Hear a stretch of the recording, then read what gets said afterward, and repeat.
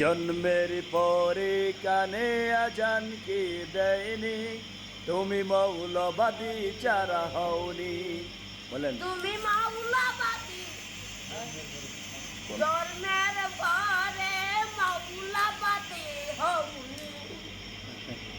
আগে বুঝলেন, জন্মের পরে কানে আজান কি দেয়নি, জন্মের পরে কানে আজান দেওনি, তুমি মৌলবাদী চারা হওনি।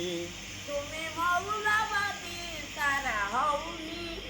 আবার মরণের পরে পড়াবে জানাজা, মরণের পরে পরবে জানাজা, তখন কোথায় পালিয়ে যাবি? তখন কোথায়